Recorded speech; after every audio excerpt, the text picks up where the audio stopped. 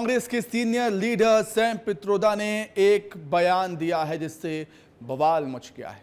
Sam Pitroda ने inheritance tax यानी विरासत टैक्स की वकालत की। उन्होंने अमेरिका में लागू इस टैक्स को रोचक बता दिया, जिसके बाद उनका विरोध शुरू हो गया।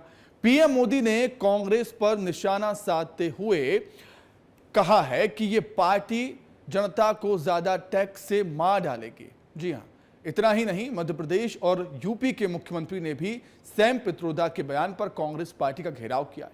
पहले आप सुनिए कि बीजेपी किस तरह सैम पित्रोदा के बयान का विरोध कर रही है। सुनिए जरा। अपनी माता इंदिरा गांधी से मिले हुए पैसों को बचाने के लिए उस समय के प्रधानमंत्री श्रीमान राजीव गांधी ने अपनी संपत्ति बचाने के लिए पहले जो इनहेरिटेंस कानून था उसको समाप्त किया और खुद के पैसे बचा लिए।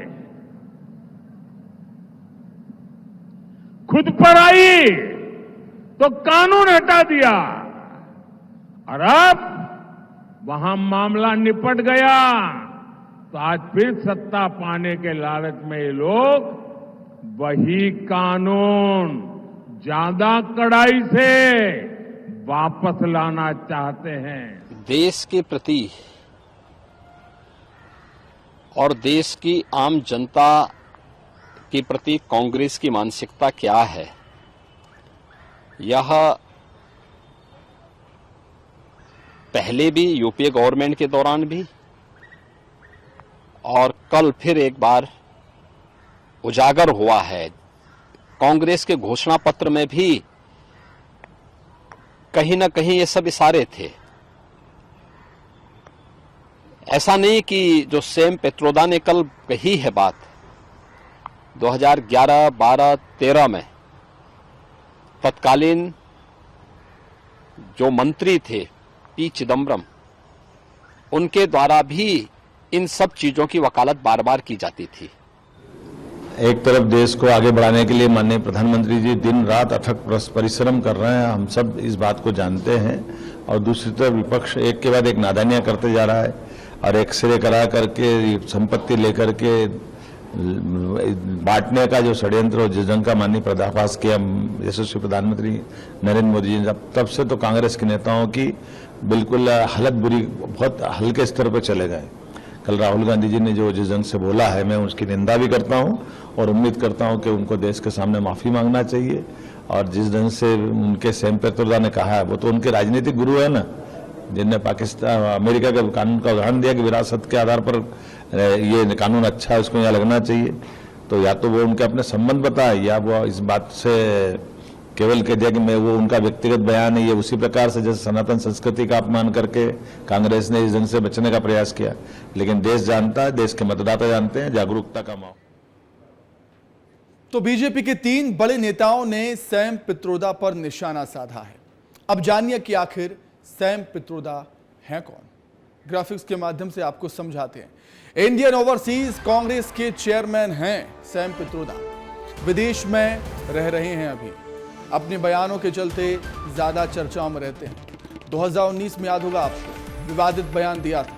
1984 के सिख विरोधी दंगों पर कहा था कि हुआ तो हुआ। देख रहे हैं आप, 1984 के दंगे आपको याद है, नरसंहार हुआ था, उसको बोल दिया उन्होंने हुआ तो हुआ। गजब है। अपनी टिप्पणी के लिए वो माफी भी मांग चुके थे। सैम पित्रोदा की बात हम कर रहे हैं। 1984 के सिख विरोधी दंगों पर कहते हैं कि हुआ तो हुआ, जो हो गया सो हो गया।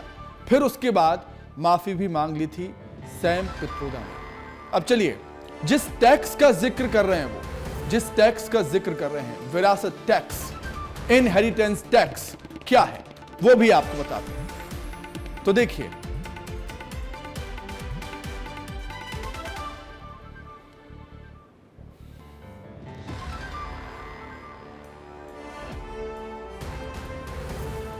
तो सैम पित्रोदा कौन है वो जान रहे हैं आप, ग्राफिक्स के माध्यम से समझ रहे हैं। अपनी टिप्पणी के लिए माफी मांगी थी। 1984 के सिख दंगों को लेकर जो बयान दिया था, विरासत में मिली संपत्ति के एक हिस्से पर लागू होता है ये जो विरासत टैक्स हम आपको बता रहे हैं। जी हाँ, भारत में इनहेरिटेंस टैक्स को 1985 में खत्म कर दिया गया था। राजीव गांधी की सरकार ने इसे खत्म किया था। अमेरिका में इनहेरिटेंस टैक्स की व्यवस्था है।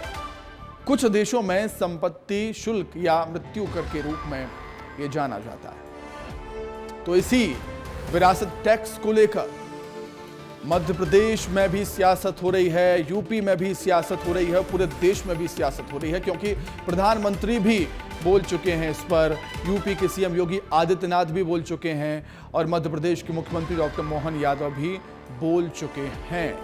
विरासत टैक्स की वकालत की है पित्रोदा ने, चारों तरफ से गिर रहे हैं पित्रोदा।